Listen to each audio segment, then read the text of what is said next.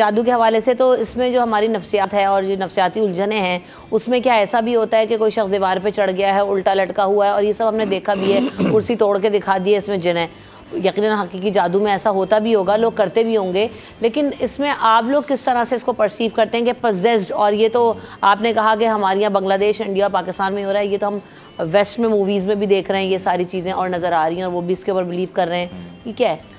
देखिए, जैसे मैंने आपको पहले बीमारी की साइकोसिस की बात की, स्किज़ोफ्रेनिया की बात की, उसमें हेलुसिनेशंस और डिल्यूजन्स के साथ साथ मतलब चीज़ें नज़र आना और दिखाई देना, आवाज़ें आना, इसके साथ साथ इररेलेवेंट टॉक या ऑड बिहेवियर के उल्टी सीधी बातें, उल्टी सीधी हरकतें भी पाई जाती हैं। उसके पेशेंट ऐसी हरकतें करते हैं, बहुत ऊट पटांग हरकतें करते हैं, इधर उधर चढ़ गए, ऐसी हरकतें करेंगे जिनमें कोई मकसद नहीं है। चाहिए, दीवार पे चढ़ना कोई आम बात तो है नहीं। देखिए, हाँ, छत पे उल्टा लटकना कोई आम बात तो है नहीं। गैर मामूली ताकत थोड़ी सी आ जाती है उनमें, क्योंकि हमारे दिमाग में एक इनहिबिटरी सेंस होता है कि बहुत सारी चीज़ें जो हम नहीं कर सकते। आप बंदूक उठा के अपने आप को मार नहीं सकती, मारने वाले मार भी लेते हैं। हाँ, वो बीमारी होती है, नॉर्मल बंदे की बात सही। हाँ, आम आप रख भी लेंगे, चला ही नहीं पाएंगे, आप आम बंदा नहीं चला सकता।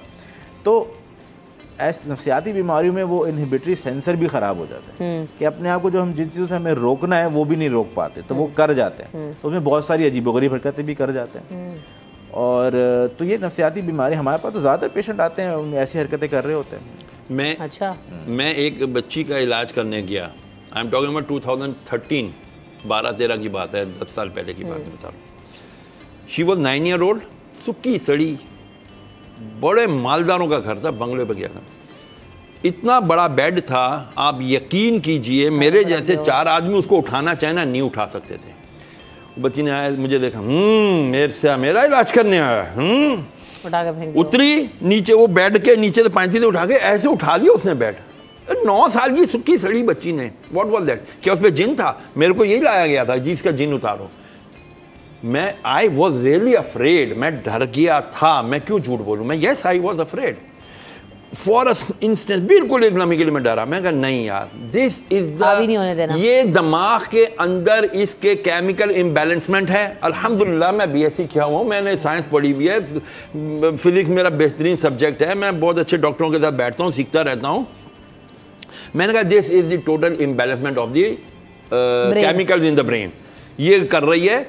आप देखो, सूखा साड़ा आदमी होता है, उसको गुस्सा आता है, 4 आदमी 6 आदमी पकड़ लो तो कंट्रोल में नहीं आता, नहीं छोड़ूंगा नहीं छोड़ूंगा, ये क्या होता है? This is the imbalancement of the, सारा इसका ब्रेन के अंदर जो केमिकल्स होते हैं उसका काम है। आप इस हरकत को देखकर माफाकुल या ऐसी पैरानॉर्मल हरकत देख के किसी को बोल दो कि जिसके ऊपर जिन्न है या इसके ऊपर जादू हुआ है, नेवर एवर, मेयार है। अगर कोई किसी के ऊपर जादू हुआ है ना, याद रखना, जादू से कोई मर नहीं सकता, नजरे बद से मर सकता है, हदीस वाले है। उन्होंने फरमाया कुर्बे क़यामत में मेरी उम्मत के कब्रिस्तानों की आबादी नजरे बद की वजह से बढ़ेगी, जादू की वजह से नहीं। अच्छा, वो जो इल्यूजन था, मूसा अलैहिस्सलाम जब गए फिरौन के दरबार में, तो वहां अल्लाह ने एक खास जुमला बोला था, मूसा काम डाउन, ना जरा नरमी से बात करना। क्यों? उधर वो तुम्हें दिखाएंगे अपने जलवे। उन्होंने सामरी को कहा, फिरौन ने, दिखा भाई अपने कमाल दिखा। उन्होंने सब ने रस्सियां डाल दी, वो सब सांप बन गए। मूसा एक लम्हे को पीछे हुए, गुस्सा आया, जलाली थे ना, अल्लाह ने काम डाउन, अपना डंडा, ये असा जो तुम्हारे डालो जल, वो अफ़ज़ा बन गया, उसने सारा खा लिया। सब लोगों ने कहा यार ये मूसा का खुदा पक्का है, सही है, ये सही है, सच है, उन्होंने इस्लाम कबूल कर लिया। कहने का मतलब ये था, व्हाट वाज दैट वाज सेहर। नजरों वो क्या था? वो नजर का धोखा था। नहीं तो बच्ची का क्या हुआ? अच्छा, वो बच्ची सही हो गई जी, अल्हम्दुलिल्लाह। मैं उस बच्ची के साथ बैठ के उसका किया, वो तो घर के अंदर उसके मसाइल थे, उसको कोई सुनता नहीं था, इग्नोर किया जाता था, कंटिन्यूसली साइकोलॉजिकल इफेक्ट था उसका।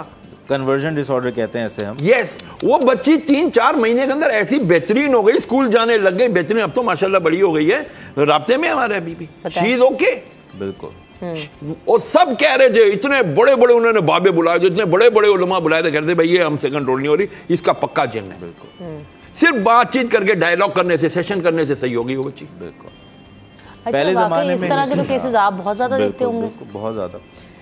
पहले ज़माने में हिस्टेरिया कहा जाता था इसको, अब हम उसको कन्वर्जन डिसऑर्डर कहते हैं। कन्वर्जन का मतलब ये है कि साइकोलॉजिकल स्ट्रेस, टेंशन, परेशानी कन्वर्ट होती है जिस्मानी अलामतों में। तो ये अमूमन बच्चियों में, लड़कियों में ज़्यादा पाया जाता है और जवान लड़कियों में ज़्यादा पाया जाता है। इसके पीछे कोई ना कोई स्ट्रेस होता है, डिटेल में हिस्ट्री लेनी होती है, पूछना होता है, आसानी से पता भी नहीं चलता, माँ बाप से भी पूछना पड़ता है, दोस्तों से भी, उससे खुद भी अकेले में बात करनी पड़ती है, तो पता चलता है कोई ना कोई स्ट्रेस है। और कभी कभार बहुत छोटी छोटी वजूहात से भी ये बीमारी हो जाती है, जैसे कि शादी हो रही है, लड़की से पूछा नहीं है, माँ बाप ने खुद ही तय कर दिया, अब वो इतनी टेंशन है उसको कि मैं लड़के को नहीं जानती, कैसा है नहीं है, मैं दूसरे घर जाऊँगी, क्या होगा, ये बीमारी शुरू हो जाती है। कई बच्चियों को तो सिर्फ एग्ज़ाम की टेंशन से ये बीमारी हमने देखी है।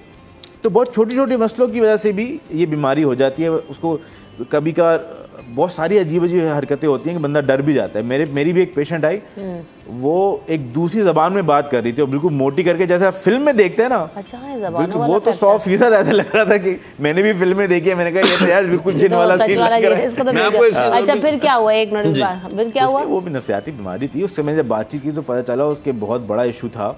तो लैंग्वेज कहाँ से बोल रही थी? वो सही थोड़ी बहुत सुनी होगी कहीं ना कहीं, सही तो नहीं बोल रही थी, वो थोड़े बहुत अल्फाज बोल रही थी। हाँ, लाओ शोर में होते हैं, आप सुन लेते हैं। मुझे सिंधी नहीं आती, मगर मैंने बहुत काम किया जिना में, मेजॉरिटी सिंधी थे, तो मैं बहुत सिंधी समझ लेता हूँ और शायद मैं कोशिश करूँ तो बोल भी लूँ।